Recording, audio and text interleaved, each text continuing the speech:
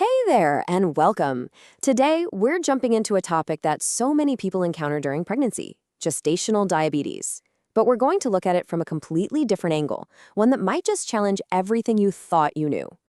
So let's start with the big question our source material puts on the table.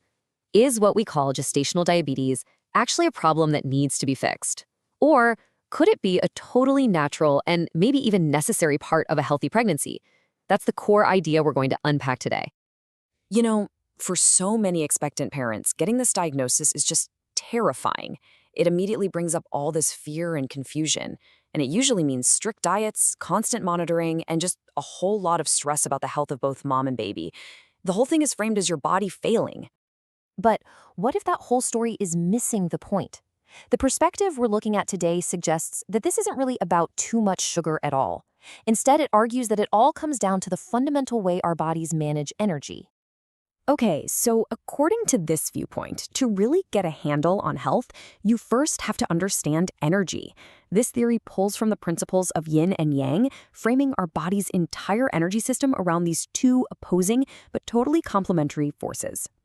Now, this is where it gets really interesting. In this model, fat and sugar have totally different jobs. Fat is yang energy. Think of it as the fuel, the engine that generates heat and power for our body. Sugar, on the other hand, is yin energy.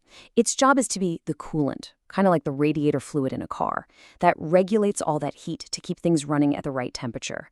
One makes the heat, the other manages it. And that right there is the whole goal of the system. See, from this perspective, health isn't about getting rid of one or the other. It's all about keeping that delicate balance between the engine and the radiator. When they're working together in harmony, the body is strong.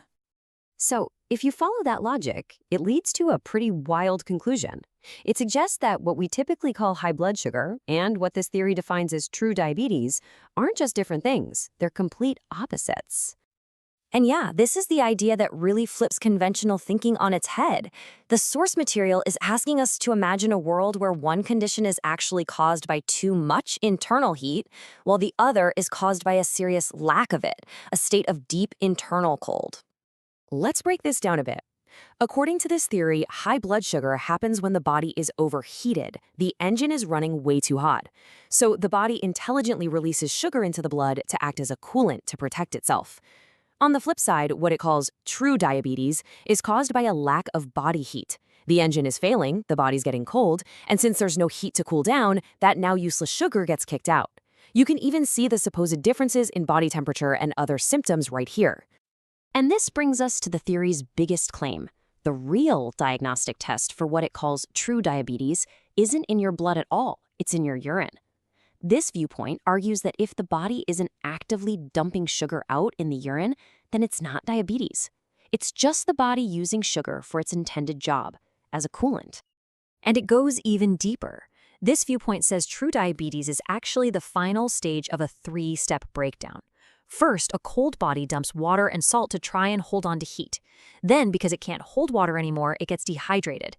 And only at the very end, when the body is truly cold and out of energy, does it finally dump the sugar. The whole thing is seen as the body's desperate struggle to manage a lack of internal fire. Okay, so keeping that whole energy framework in mind, let's circle all the way back to pregnancy.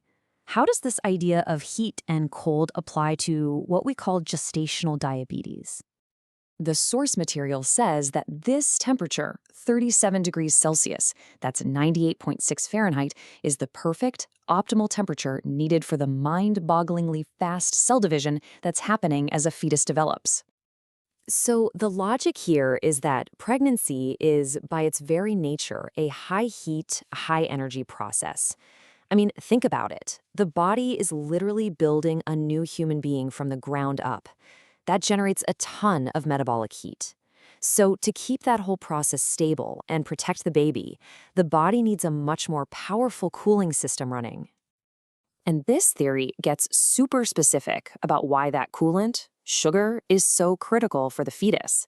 It says sugar is needed to keep the temperature just right for cell growth, to build the entire immune and nervous systems, and even to make sure the developing brain gets plenty of oxygen. From this angle, sugar isn't the enemy. It's an absolutely essential construction material. And this right here, this is really the punchline of the whole thing. Higher blood sugar during pregnancy isn't a sign that something's wrong. It's the body making a smart, logical, and necessary adjustment to handle the intense demands of creating new life. The radiator is just working overtime because the engine is building something amazing. So, what does this actually mean for daily life? Well, this viewpoint gives us a totally new way to look at classic pregnancy symptoms, like morning sickness and all those wild cravings. According to this theory, morning sickness isn't just some random queasiness. It's a direct signal from your body that your sugar levels, your coolant levels, are too low to support this high-heat project. And those sudden, powerful cravings for pickles or ice cream, they're not just random whims. They're seen as precise biological orders for the exact nutrients the fetus is demanding at that very moment. So, the ultimate advice from this source is actually really simple and honestly pretty empowering. Listen to your body. It encourages you to trust your own taste. If you crave something and eating it makes you feel good and strong, that's your body telling you that you've given it exactly what it needed. So, to wrap it all up, this alternative view completely reframes the idea of gestational diabetes. It changes the story from one of a failing, broken body to one of a powerful, intelligent system doing exactly what it's designed to do: support and build a brand new life. And that just leaves us with one last question to chew on. In a world that is obsessed with counting calories, carbs, and blood sugar points, this entire framework is built on a totally different axis: heat versus cold. So maybe the real question is, should we be paying as much attention to our body's internal temperature and energy balance as we do to everything else? It's definitely a fascinating thought.